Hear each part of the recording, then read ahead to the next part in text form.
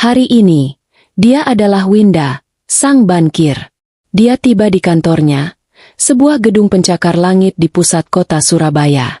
Dia berjalan melewati lobi dengan langkah mantap. Dia menyapa semua orang dengan senyum profesional. Tidak ada yang tahu bahwa di dalam dadanya ada badai yang siap meledak. Dia masuk ke ruangannya. Dia adalah seorang analis senior. Dia punya akses yang tidak dimiliki orang biasa. Akses yang mungkin tidak disadari Arga seberapa dalamnya. Winda menyalakan komputernya. Tangannya sedikit gemetar saat memegang mouse. Dia menarik napas dalam-dalam. "Ayo, Winda, kamu bisa," bisiknya pada diri sendiri. Dia membuka sistem internal bank. Jantungnya berdebar kencang. Suaranya terdengar sampai ke telinga. Dia mengetikkan nama itu. Yayasan Panti Asuhan Pelita Hati. Layar berganti. Data rekening itu muncul. Winda menahan napas. Matanya membelalak. Dia hampir terjatuh dari kursinya. Ini gila. Ini benar-benar gila. Aliran dananya. Ini bukan rekening panti asuhan biasa. Ini rekening monster. Winda melihat riwayat transaksi selama 6 bulan terakhir. Ratusan juta rupiah masuk setiap minggu. Setiap Jumat, tepat di hari suaminya pergi memancing. Semua transaksi itu masuk dengan kode yang sama. Donasi. Donasi dari siapa? Winda mengklik lebih dalam. Nama-nama donaturnya dia tidak mengenali satupun. Nama-nama asing. Perusahaan-perusahaan cangkang yang terlihat aneh. Donasi. Macam apa yang nilainya 500 juta rupiah dalam sekali transfer? Donasi. Macam apa yang datang rutin setiap Jumat malam? Tangan Winda menjadi dingin sedingin es. Ini bukan donasi. Ini pembayaran. Tapi yang paling mengejutkan, yang paling membuat perutnya mulas, bukan hanya uang yang masuk, tapi uang yang keluar. Sebagian besar uang itu tidak bertahan lama di rekening yayasan. Paling lama 24 jam. Uang itu langsung dipindahkan. Dicuci melalui serangkaian rekening-rekening baru. Rekening-rekening kecil yang dibuka atas nama antah berantah. Dan polanya. Winda membeku. Dia mengenali pola itu. Ya Tuhan. Dia sangat mengenali pola itu. Itu adalah pola pencucian uang yang canggih. Pola smurfing yang dimodifikasi. Memecah uang dalam jumlah besar ke puluhan rekening kecil. Lalu memindahkannya lagi ke rekening penampung di luar negeri. Pola yang pernah dia diskusikan dengan Arga. Winda tersentak. Dia bersandar di kursinya. Napasnya sesak. Dia ingat, sekitar setahun yang lalu, saat Arga baru memulai hobi memancingnya. Mereka sedang makan malam romantis. Arga bertanya banyak hal tentang pekerjaannya. Arga bertanya, "Sayang, kalau misalnya, ini misalnya, ya, ada orang mau menyembunyikan uang dalam jumlah besar. Cara paling canggih yang kamu tahu di bank, gimana?" Winda, dengan naifnya, dengan bodohnya, dengan bangganya ingin pamer di depan suaminya, dia menjelaskan. Dia menjelaskan tentang celah sistem. Dia menjelaskan tentang bagaimana para kriminal besar memanipulasi sistem perbankan. Dia menjelaskan pola-pola baru pencucian uang yang sedang dia pelajari di pelatihan anti-terorisme. Dia menjelaskan semuanya dengan detail, dan Arga mendengarkan dengan penuh minat. Arga memujinya. "Wah, istriku ini hebat sekali. Pintar sekali. Kamu adalah aset berharga, sayang." Aset berharga. Winda merasakan asam lambung naik ke tenggorokannya. Dia ingin muntah. Selama ini, pola yang dipakai di rekening panti asuhan itu adalah pola yang dia ajarkan pada Arga. Arga suaminya menggunakan otaknya, menggunakan ilmunya untuk kejahatan. Realisasi itu menghantamnya seperti palu godam. Ini bukan perselingkuhan. Ini bukan sekadar punya anak haram. Ini sesuatu yang jauh lebih besar, jauh lebih gelap, jauh lebih busuk. Suaminya, Arga, pria yang tidur dengannya, pria yang dia cintai, adalah seorang penjahat, seorang kriminal kelas kakap. Dan panti asuhan itu, Ibu Farah yang tanpa keibuan itu, mereka semua adalah bagian dari sindikat. Lalu, anak-anak itu? Untuk apa mereka dibayar ratusan juta setiap minggu? Pikiran Winda melayang ke pintu kamar bayi yang digembok. Ke satpam berbadan tegap. Ke suasana panti yang terlalu bersih dan terlalu sepi. Ya Tuhan! Jangan-jangan, Winda tidak berani melanjutkan pikirannya. Dia menatap layar komputernya dengan ngeri. Dia harus tenang. Dia tidak boleh panik. Dia sudah tahu Arga penjahat. Sekarang dia harus tahu, seberapa dalam dia terlibat? Winda gemetar. Dia, sebagai bankir. Dia, yang punya akses. Apakah Arga juga memanfaatkannya? Menggunakan namanya? Menggunakan aksesnya? Winda mulai memeriksa lebih teliti. Dia melacak aliran dana itu. Dan dia menemukannya. Beberapa transaksi transfer ke luar negeri. Dia melihat jejak digitalnya. Transaksi itu diautentikasi menggunakan kode approval, yang mirip dengan kode approval miliknya. Tidak mungkin. Winda mengecek riwayat login sistemnya. Tidak ada yang aneh. Lalu bagaimana? Winda berpikir keras. Otaknya bekerja cepat. Arga tidak mungkin sebodoh itu menggunakan akses Winda secara langsung. Tapi pola itu, pola yang diajarkan Winda. Arga menggunakannya untuk membuat sistem pencucian uang yang sempurna. Sistem yang terlihat legal dari luar. Sistem yang bahkan analis bank lain mungkin tidak akan curigai.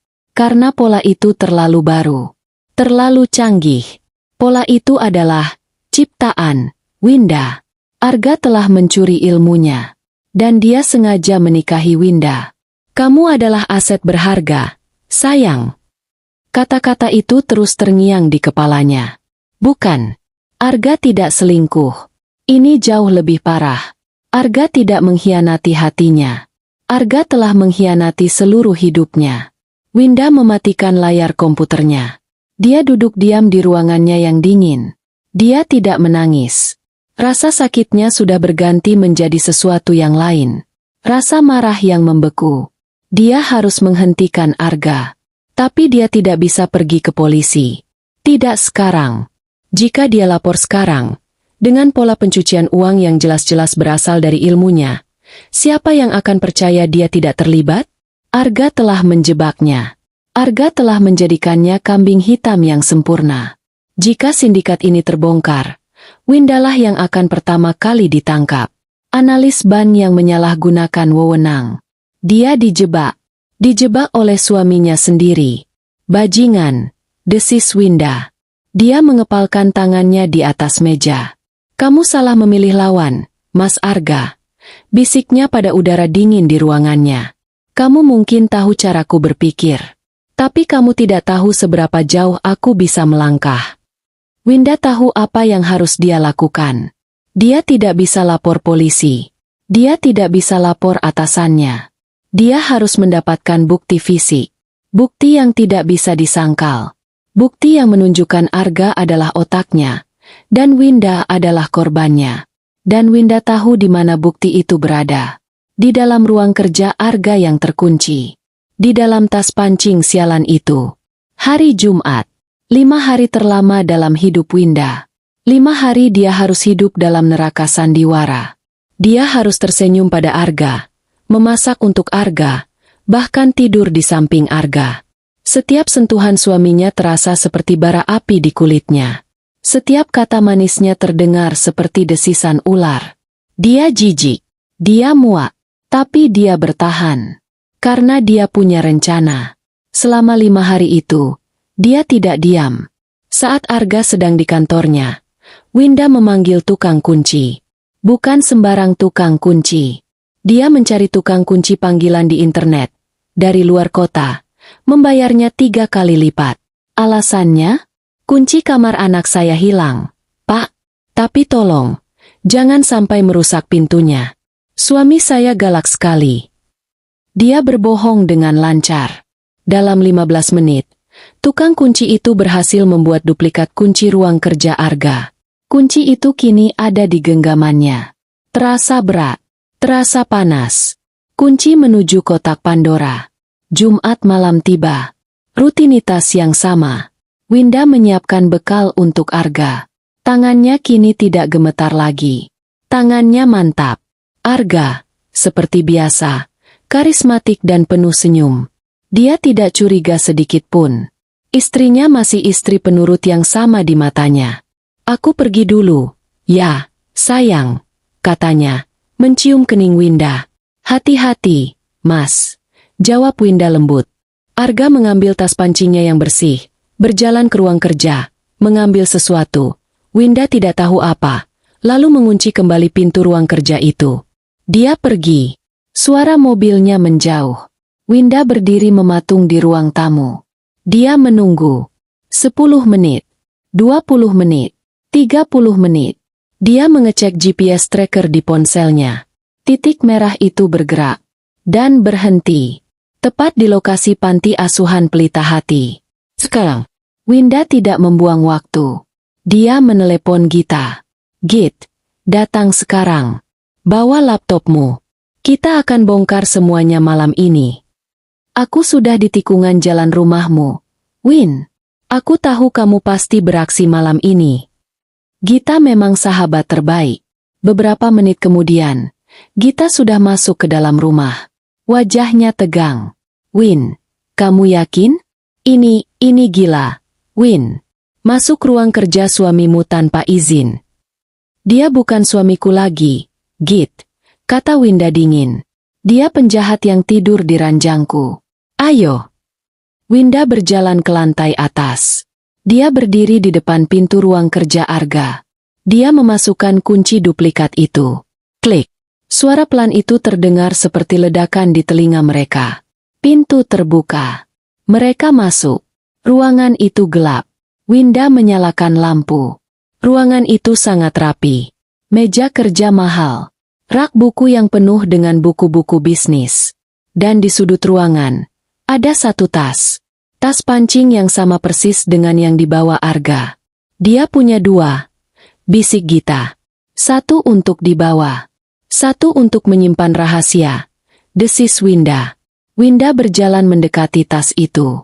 Dia membukanya. Isinya alat pancing biasa. Kail, senar, pemberat. Gita tampak kecewa. Kosong. Win. Mungkin dia bawa semua.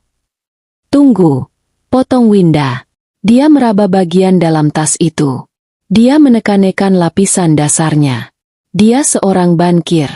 Dia terlatih untuk melihat apa yang tersembunyi. Dan dia merasakannya. Ada lapisan palsu. Bantu aku, Git. Mereka berdua menarik paksa lapisan kain di dasar tas itu. Ada jahitan yang sengaja dibuat agar mudah sobek jika ditarik dengan benar. Dan di baliknya, di dalam kompartemen rahasia itu, bukan uang, bukan narkoba, sebuah hard drive eksternal, berwarna hitam. Winda menatap benda itu. Tangannya gemetar hebat. Inilah otaknya. Inilah jantung dari semua kejahatan ini. Cepat, Git. Laptopmu, kata Winda. Mereka duduk di lantai. Gita menyalakan laptopnya, menyambungkan hard drive itu. Layar laptop menyala. Drive itu terbuka. Tidak ada password. Arga terlalu sombong. Dia pikir tidak akan ada yang bisa menemukan benda ini. Di dalamnya ada beberapa folder. Folder pertama, klien. Winda mengkliknya. Jantungnya serasa berhenti berdetak. Gita menutup mulutnya, menahan jeritan. Layar itu penuh dengan foto-foto. Foto-foto pasangan suami istri kaya. Pasangan-pasangan yang Winda kenali beberapa di antaranya dari berita sosialita. Mereka tersenyum, menggendong bayi yang baru lahir. Di samping foto itu, ada dokumen PDF, rincian transfer bank, ratusan juta rupiah, dengan kode donasi. Ini bukan adopsi. Ini pembelian. Ya Tuhan, Win. Bisik Gita, wajahnya pucat pasi. Dia jual beli bayi. Winda merasa mual. Dia membuka folder kedua. Folder itu berjudul, Stok. Isi folder itu membuat Winda menangis. Foto-foto bayi. Bayi-bayi mungil yang baru lahir. Puluhan foto. Di bawah setiap foto, ada kode. Dan ada subfolder. Orang tua. Winda membukanya. Foto-foto wanita muda. Wanita-wanita yang tampak miskin, tampak bingung, tampak sakit. Mereka terbaring di ranjang yang terlihat seperti ranjang rumah sakit kumuh. Di samping foto mereka, ada data. Asal, Desa X. Kondisi, butuh uang untuk operasi suami. Status, sudah, dibayar lunas. Ini bukan panti asuhan yang menampung anak terlantar. Ini adalah pabrik. Mereka mengambil bayi dari wanita-wanita miskin yang putus asa. Mungkin diculik. Mungkin ditipu. Mereka membeli bayi-bayi itu dengan harga murah. Lalu, menjualnya ke pasangan kaya yang putus asa ingin punya anak dengan harga ratusan juta. Dan panti asuhan itu adalah etalase mereka. Kedok mereka. Memancing. Bisik Winda. Dia akhirnya mengerti. Memancing, bukan selingkuh. Memancing adalah istilah kode arga. Istilah kode untuk menjemput kiriman bayi. Atau menemui klien pembeli. Suaminya bukan hanya pencuci uang. Dia pedagang manusia. Monster. Winda menggulir layar itu dengan tangan gemetar. Dan dia menemukan folder terakhir. Folder itu berjudul Proyeksi W. Tanya Gita. Winda. Jawab Winda. Suaranya parau. Dia membukanya. Isinya adalah rencana bisnis. Draft pemalsuan dokumen. Skema pencucian uang yang lebih besar lagi. Dan semuanya menggunakan keahlian Winda. Ada draft-draft surat bank palsu. Ada skema transfer offshore yang rumit. Semua berdasarkan apa yang pernah Winda ceritakan padanya. Arga telah merencanakan ini semua. Winda bukan hanya dijebak. Winda adalah bagian dari rencana jangka panjangnya. Pria itu menikahinya. Dia menikahi seorang bankir. Agar dia bisa membangun kerajaan kriminalnya. Air mata Winda jatuh. Tapi ini bukan air mata kesedihan.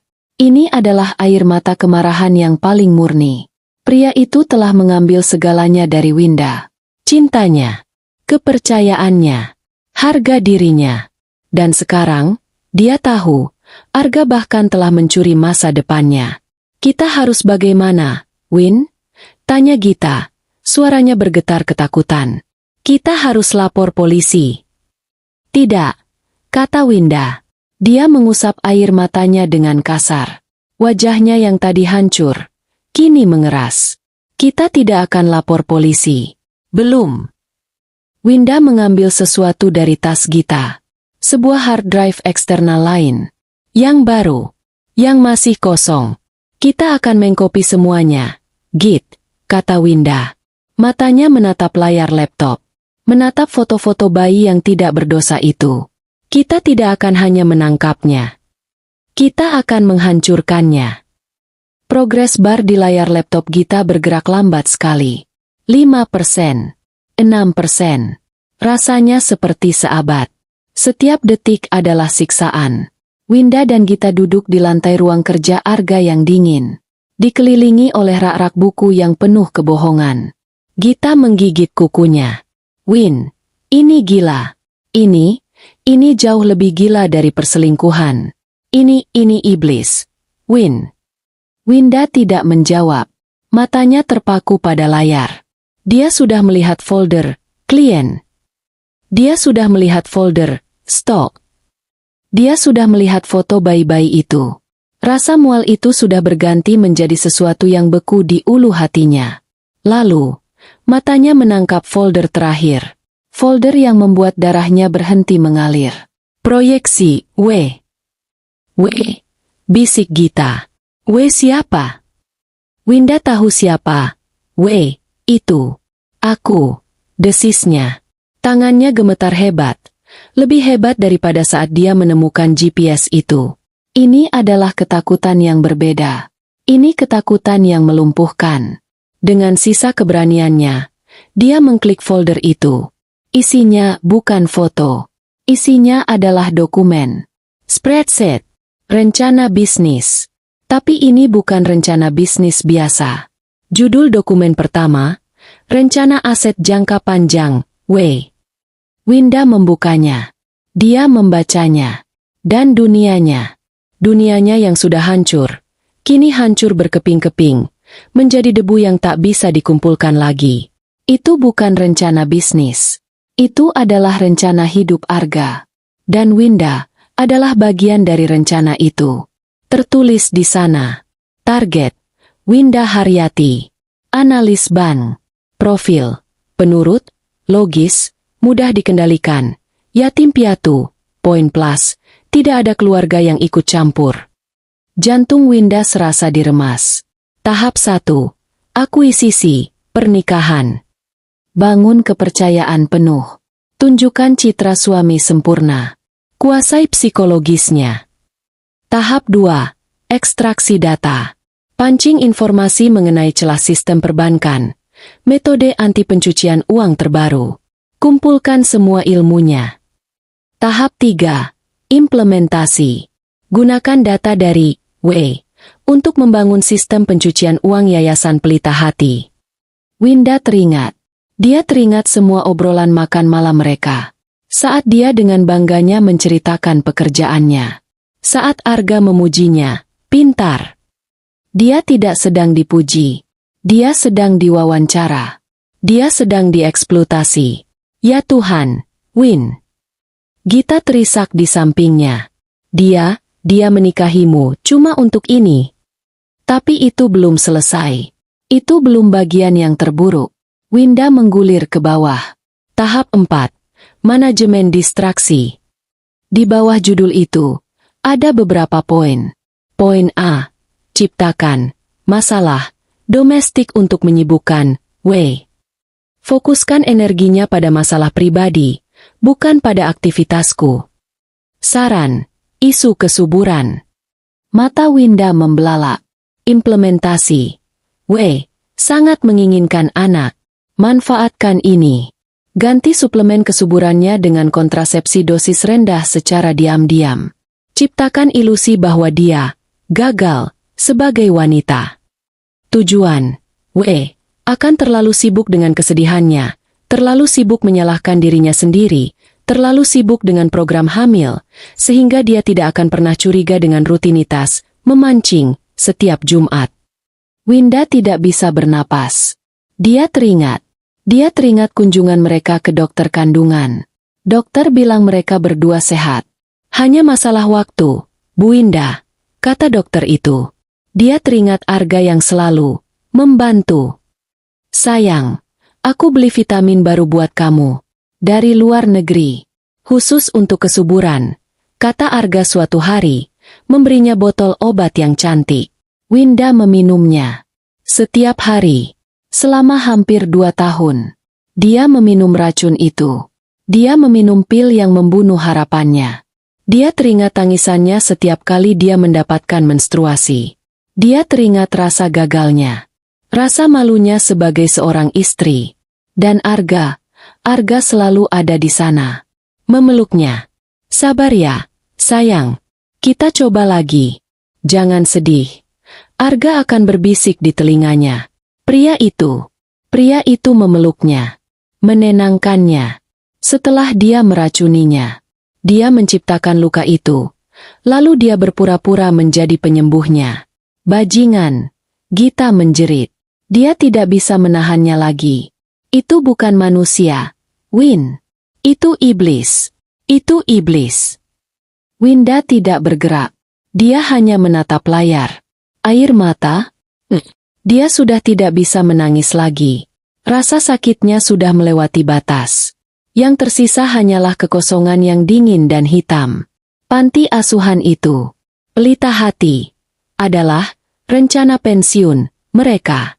Di dokumen lain, tertulis jelas, proyeksi keuntungan dari penjualan bayi, jutaan dolar, akan dialirkan ke rekening offshore yang sudah disiapkan Arga.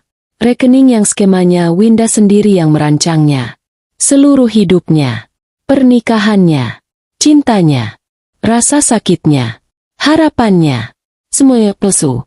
Semuanya adalah bagian dari rencana sempurna sang suami. Winda, sang bankir yang cerdas, ternyata adalah bidak paling bodoh di papan catur suaminya sendiri. Progres bar. Di layar laptop itu berbunyi. 100%. Seluruh data telah disalin. Gita menatap Winda dengan ngeri. Win, kamu. Kamu nggak apa-apa? Win, ngomong sesuatu. Winda perlahan mengangkat kepalanya. Matanya merah, tapi kering. Dia menatap Gita. Dan untuk pertama kalinya malam itu, Winda tersenyum. Itu bukan senyum. Itu adalah seringai. Seringai yang menakutkan. Nggak apa-apa, Git. Ulangnya. Suaranya serak. Aku nggak pernah merasa selega ini. Dia mencabut hard drive eksternal yang berisi salinan data itu. Dia menggenggamnya erat-erat. Dia pikir aku aset, desis Winda. Dia pikir aku bodoh. Dia pikir aku lemah. Winda berdiri. Dia benar. Aku memang aset. Tapi bukan aset dia. Aku adalah aset yang akan menghancurkannya. Dia berjalan keluar dari ruang kerja itu. Gita mengikutinya dengan gemetar. Dia mengambil semuanya dariku. Git. Cintaku. Harapanku. Masa depanku. Winda berhenti di tangga. Sekarang, katanya, matanya berkilat dalam gelap. Aku akan mengambil segalanya dari dia. Winda tidak kembali ke kamarnya. Dia tidak sudi lagi menginjakkan kaki di kamar yang penuh kebohongan itu. Kamar di mana dia menangisi kegagalannya, memiliki anak, sementara suaminya tertidur pulas di sampingnya. Dia duduk di ruang tamu, masih dalam kegelapan. Gita duduk di seberangnya, wajahnya basah oleh air mata. Win, kita harus ke polisi. Sekarang juga. Win, bawa buktinya. Seret bajingan itu ke penjara. Tidak, kata Winda. Suaranya tenang. Terlalu tenang. Apa maksudmu tidak? Win, dia itu pedagang manusia. Dia meracunimu. Kalau kita ke polisi sekarang, Winda memotong. Nadanya datar seperti seorang analis yang membacakan laporan. Siapa yang akan mereka tangkap lebih dulu? Gita terdiam. Aku, lanjut Winda. Mereka akan menangkapku. Skema pencucian uang itu polaku. Jejak digitalku ada di mana-mana. Arga sudah merancangnya. Dia menjebakku dengan sempurna. Jika aku melapor, aku akan jadi tersangka utama. Dia akan lolos. Gita menatapnya ngeri. Jadi bagaimana? Winda menggenggam hard drive salinan itu. Dia seorang pemancing, kan? Kata Winda. Dia suka memancing. Baik, kita akan pancing dia. Winda mengambil ponselnya. Dia tidak menelepon polisi Surabaya. Dia tidak mempercayai siapapun di kota ini. Arga punya uang. Arga punya koneksi. Dia pasti sudah membeli banyak orang. Dia mencari sebuah nama di kontaknya. Nama yang sudah lama tidak dia hubungi. Pak Rizwan. Siapa itu? Tanya Gita. Teman lama ayahku. Dulu dia sering ke rumah kami di Jakarta. Sekarang dia ditugaskan di Mabes Polri. Dia kepala unit khusus. Unit perdagangan manusia. Wajah Gita sedikit cerah. Kamu yakin dia bersih? Ayahku pernah bilang, kata Winda. Rizwan adalah satu-satunya polisi yang dia percaya tidak bisa dibeli. Winda menekan tombol panggil. Jantungnya berdebar. Ini adalah pertaruhan terakhirnya. Halo? Terdengar suara berat di seberang sana. Pak Rizwan. Suara Winda sedikit bergetar. Iya, ini siapa? Saya Winda, Pak. Putri almarhum Pak Haryo. Hening sejenak. Winda? Ya ampun. Enduk. Kamu apa kabar? Sudah lama sekali. Ada apa malam-malam begini? Winda menarik napas. Dia tidak menangis. Dia tidak histeris. Dia berbicara dengan suara dingin seorang bankir. Pak, saya butuh bantuan. Saya tidak bisa bicara di telepon. Saya punya bukti. Bukti sindikat besar. Perdagangan bayi dan pencucian uang berskala internasional. Ini besar sekali, Pak. Terdengar helaan napas berat dari Pak Rizwan. Kamu di mana, Win? Surabaya. Pelakunya sangat dekat dengan saya. Saya tidak bisa percaya polisi di sini. Jangan bergerak. Jangan hubungi siapapun lagi. Kirimkan alamatmu. Saya akan kirim orang paling saya percaya untuk mengambil buktinya besok pagi. Bukan orang Surabaya. Orang saya dari Jakarta. Jangan ke rumah saya. Pak, rumah saya tidak aman. Kata Winda cepat. Dia melirik ke arah pintu depan. Biar sahabat saya yang mengantarkannya ke lokasi yang Bapak tentukan. Baik. Saya atur. Winda. Suara Pak Rizwan melembut. Kamu dalam bahaya. Saya tidak tahu, Pak. Bisik Winda. Tapi dia akan tahu saya tahu. Cepat atau lambat. Dengarkan saya. Kata Pak Rizwan tegas. Orang ini, yang kamu curigai. Jangan sampai dia tahu kamu curiga. Bersikaplah seperti biasa. Mengerti? Berpura-pura bodoh. Jangan konfrontasi dia.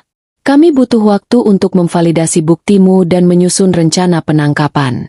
Jangan gegabah. Saya mengerti, Pak. Saya akan berpura-pura. Dan Winda, ayahmu pasti bangga padamu. Kamu kuat. Panggilan itu ditutup. Winda menatap Gita. Besok pagi, kamu antarkan hard drive ini ke orangnya Pak Rizwan. Aku akan kirim lokasinya. Gita mengangguk cepat. Lalu kamu bagaimana? Winda menatap jam dinding. Sudah lewat tengah malam. Katanya, aku harus bersiap untuk perang. Hari Senin, Winda kembali bekerja di bank. Dia memakai blazer merah marun hari itu. Warna yang paling mencolok. Dia memakai lipstik merah. Dia harus terlihat kuat. Dia tidak boleh terlihat seperti korban. Dia berjalan ke mejanya. Dia menyalakan komputernya. Dia berpura-pura bekerja seperti biasa. Menjawab email. Memeriksa laporan. Tapi tangannya menunggu. Pukul 11 siang. Pak Rizwan mengiriminya pesan singkat. Bukti diterima. Valid. Kami mulai bergerak. Butuh pemicu. Winda membalas. Saya akan berikan pemicunya sekarang, Pak. Winda menarik napas dalam-dalam. Inilah saatnya. Ini adalah keahliannya. Ini adalah wilayah kekuasaannya. Dia membuka kembali sistem internal bank. Dia membuka rekening, Yayasan Panti Asuhan Pelita Hati. Dia bisa saja langsung memblokirnya. Tapi Arga akan curiga. Arga akan tahu itu perbuatan orang dalam. Dia harus melakukannya dengan cerdik. Dengan cara seorang bankir. Winda membuka modul, laporan transaksi mencurigakan, LTM. Ini adalah tugasnya. Ini adalah pekerjaannya. Dia mulai mengetik. Dia menandai, flagging, rekening itu. Kepada YTH. Tim kepatuhan. Tulisnya. Ditemukan adanya ketidaksesuaian profil nasabah, yayasan sosial, dengan volume transaksi yang masuk. Terdeteksi aliran dana masuk dalam jumlah sangat besar, ratusan juta rupiah per minggu, dengan pola yang teratur. Terdeteksi penggunaan skema, smurfing, yang dimodifikasi untuk memecah dana ke puluhan rekening baru sebelum ditransfer ke luar negeri. Meminta untuk dilakukan pembekuan sementara, suspensi, atas seluruh transaksi keluar dari rekening ini, untuk keperluan audit mendalam. Dia mengetik laporannya dengan detail. Dia melampirkan data-data yang dia temukan pagi itu. Dia sengaja melakukannya di jam kerja yang sibuk. Dia menekan tombol kirim. Laporan itu terkirim. Dalam sistem perbankan, laporan seperti itu adalah alarm kebakaran tingkat tertinggi. Tidak sampai 5 menit. Sebuah notifikasi muncul di layarnya. Rekening no. XXXXX atas nama Yayasan Pelita Hati. Status, ditangguhkan, suspended. Seluruh transaksi keluar diblokir menunggu hasil audit kepatuhan. Selesai. Winda bersandar di kursinya. Dia baru saja memotong aliran darah Arga. Sindikat itu, para pembeli bayi, para penjual bayi, para preman Ibu Farah, mereka semua beroperasi dengan uang itu. Sekarang, uangnya macet total. Uang bisa masuk. Para klien kaya masih bisa mentransfer donasi mereka. Tapi uang itu tidak bisa keluar. Arga tidak bisa membayar pemasoknya. Dia tidak bisa membayar orang-orangnya. Dia tidak bisa mengambil keuntungannya. Winda menatap layar komputernya. Dia membayangkan wajah Arga. Dia membayangkan wajah Ibu Farah. Mereka akan panik. Mereka akan kalang kabut. Seorang penjahat yang kehabisan uang tunai adalah penjahat yang akan melakukan kesalahan. Memancing, butuh umpan, Mas Arga, bisik Winda pada layar komputernya. Selamat menikmati kailnya. Hari Jumat. Jumat malam yang paling ditunggu oleh Winda. Suasana di rumah itu lebih tegang dari biasanya. Winda bisa merasakannya. Arga, suaminya, terlihat gelisah. Sejak hari Senin, sejak Winda menekan tombol kirim di kantornya, Arga berubah. Pria karismatik itu menjadi pemarah. Dia mondar-mandir. Ponselnya tidak berhenti berdering. Winda bisa mendengarnya berteriak-teriak di ruang kerjanya. Apa maksudmu dibekukan? Aku tidak peduli. Itu uangku. Cari cara. Aku bayar kalian bukan untuk bilang.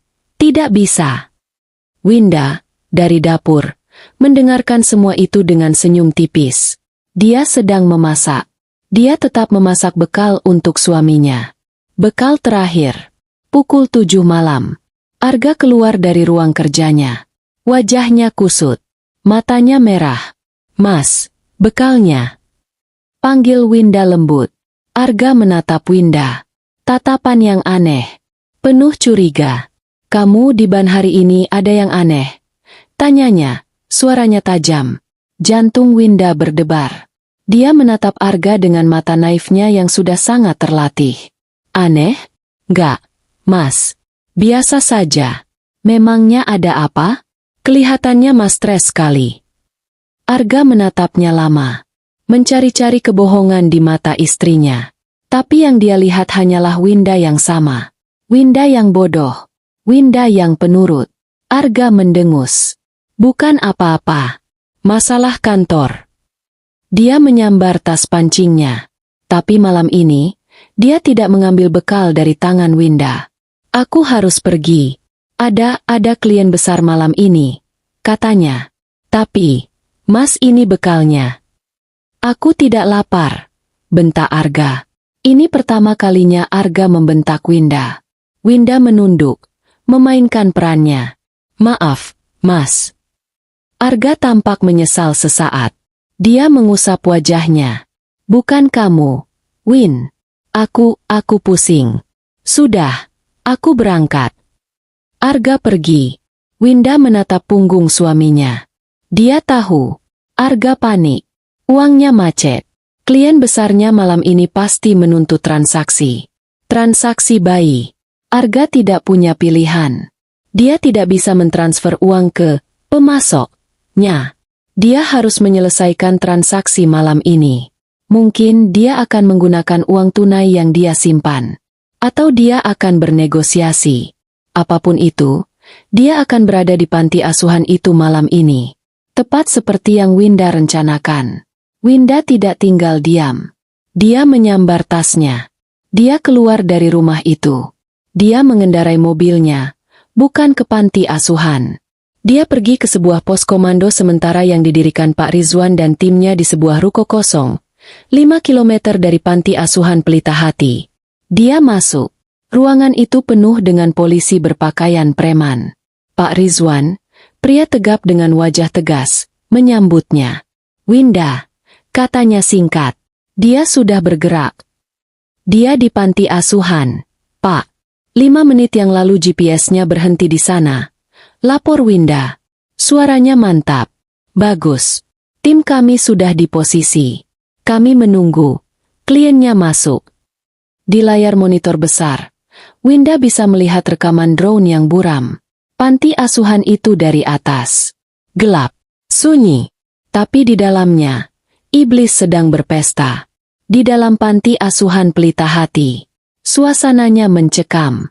Arga sedang berhadapan dengan Ibu Farah di ruang kantornya. Bagaimana bisa dibekukan?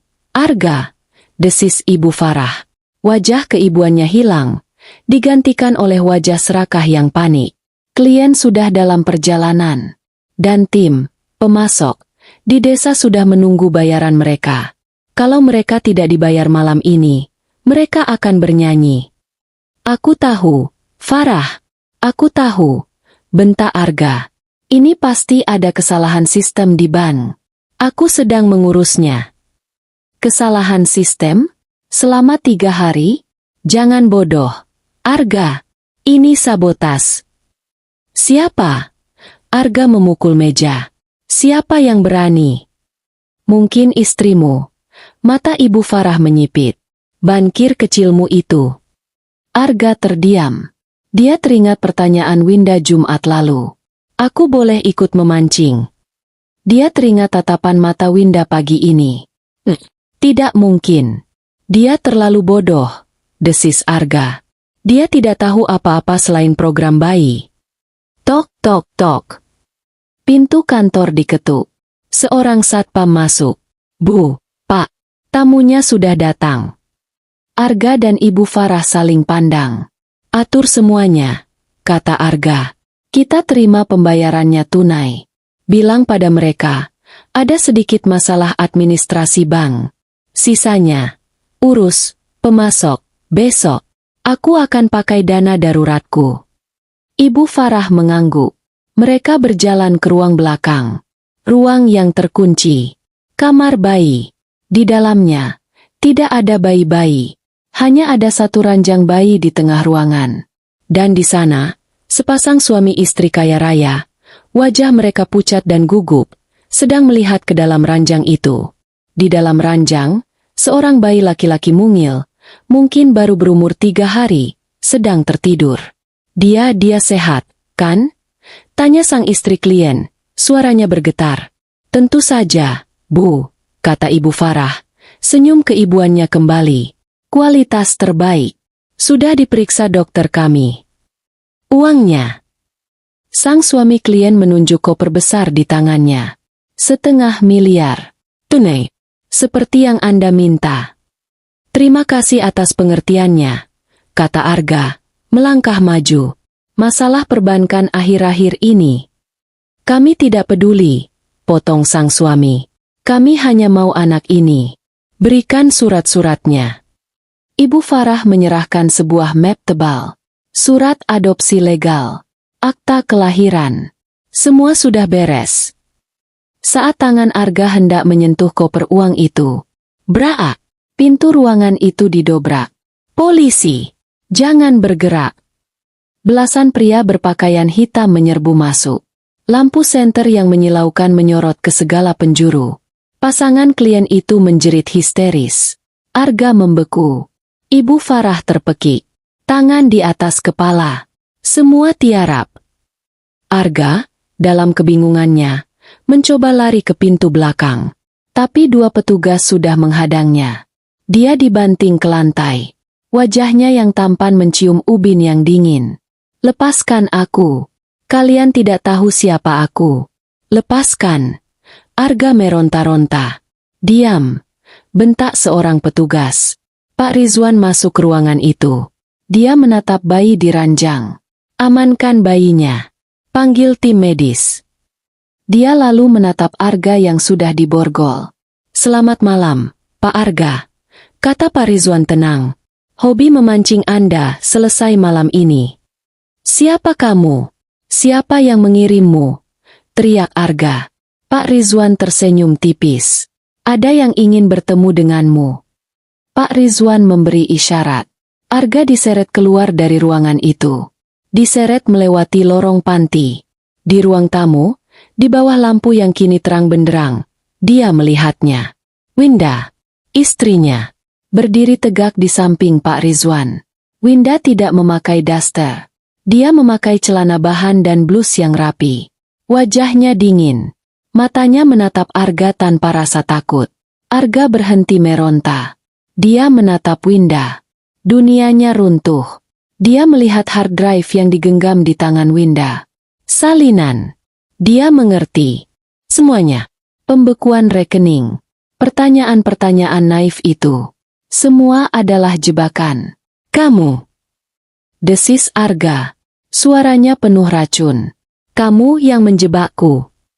Winda menatap mata suaminya. Mata iblis yang telah menipunya selama bertahun-tahun. Dia melangkah maju. Dia berhenti tepat di depan Arga.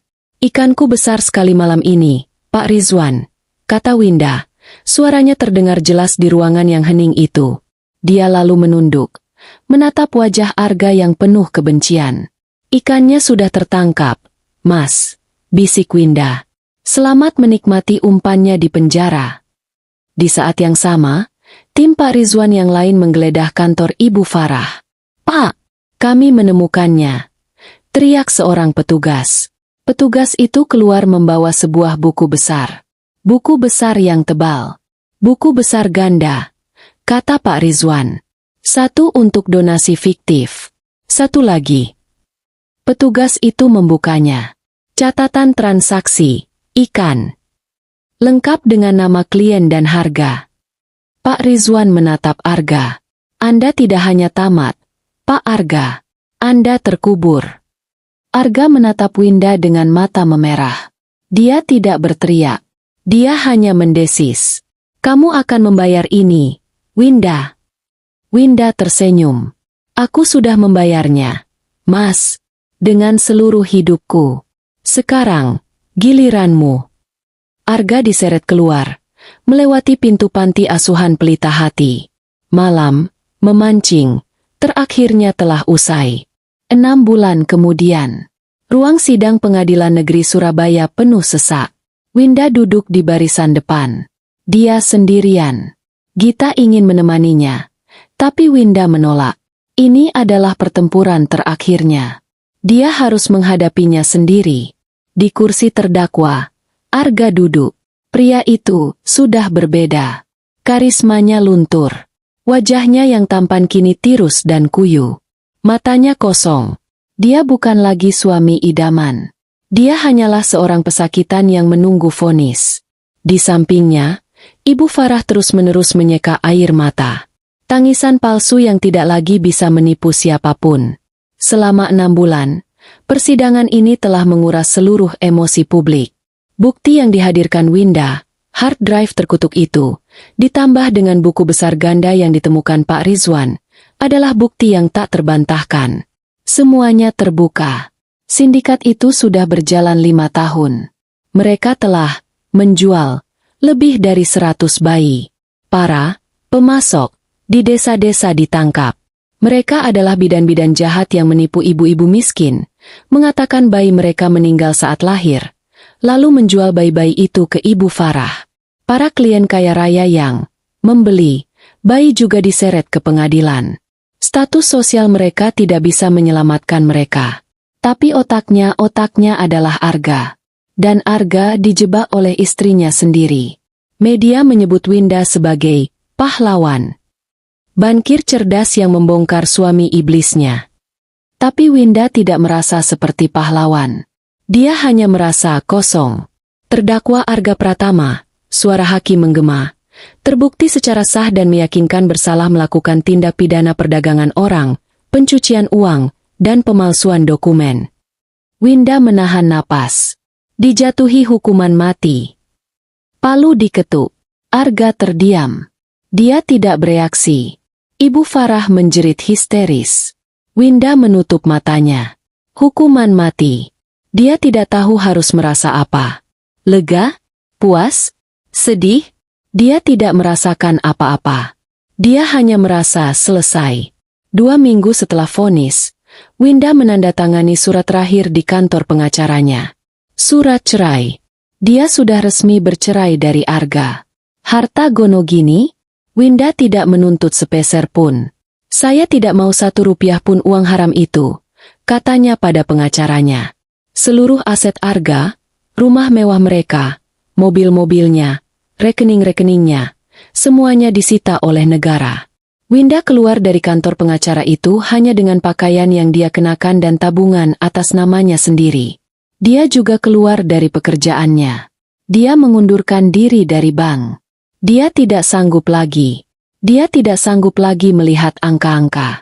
Dia tidak sanggup lagi berada di tempat yang mengingatkannya pada bagaimana ilmunya telah disalahgunakan. Gosip beredar di kantornya.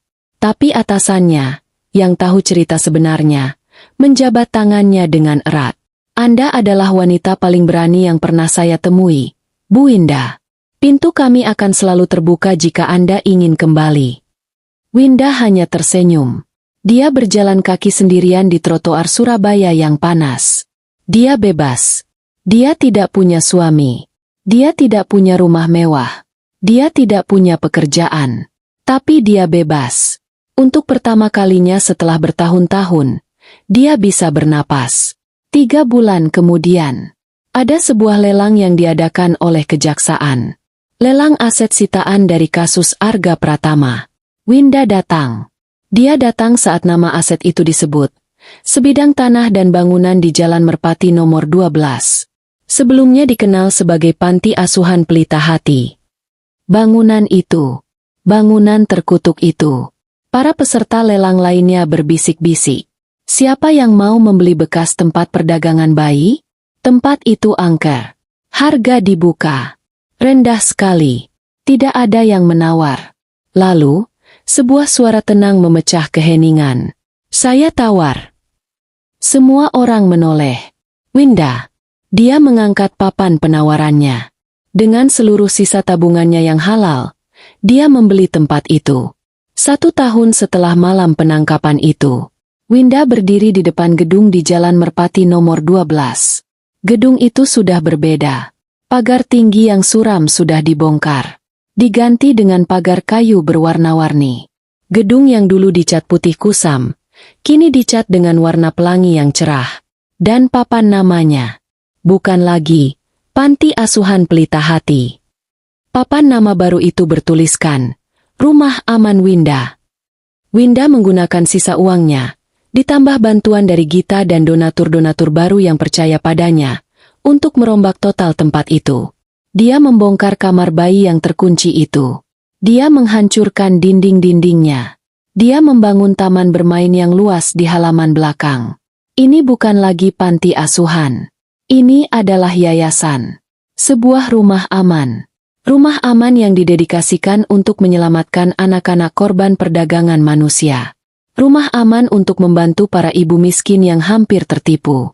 Winda, yang telah bertransformasi, berjalan masuk ke dalam. Suasananya tidak lagi sepi. Terdengar suara tawa anak-anak. Belasan anak-anak, yang berhasil diselamatkan oleh tim Pak Rizwan dari sindikat-sindikat lain, berlarian di halaman. Seorang pengasuh, seorang ibu muda yang tulus, berlari kecil menghampiri Winda. Ibu Winda, katanya sambil tersenyum. Ada titipan baru dari dinas sosial. Seorang bayi perempuan, baru berumur 1 minggu, ditemukan di stasiun. Winda tersenyum. Senyum yang tulus. Senyum yang datang dari hati. Dia berjalan ke ruang bayi. Ruangan itu kini terang benderang. Penuh dengan mainan. Dindingnya digambar dengan awan dan bintang. Di sebuah ranjang bayi yang nyaman, sesosok makhluk mungil terbungkus selimut merah muda. Winda mengulurkan tangannya. Dia mengangkat bayi itu. Bayi itu membuka matanya, menatap Winda. Winda mencium kening bayi itu. Dulu, dia menangis karena tidak bisa punya anak. Dia tidak sadar, Tuhan punya rencana lain. Dia mungkin tidak ditakdirkan menjadi seorang ibu. Dia ditakdirkan menjadi ibu untuk mereka semua. Winda menggendong bayi itu, berjalan ke jendela. Dia menatap taman yang penuh tawa anak-anak. Dia bebas dari masa lalunya. Dia tidak lagi dikurung. Dia telah menemukan tujuan hidupnya yang baru. Dia telah menemukan rumahnya.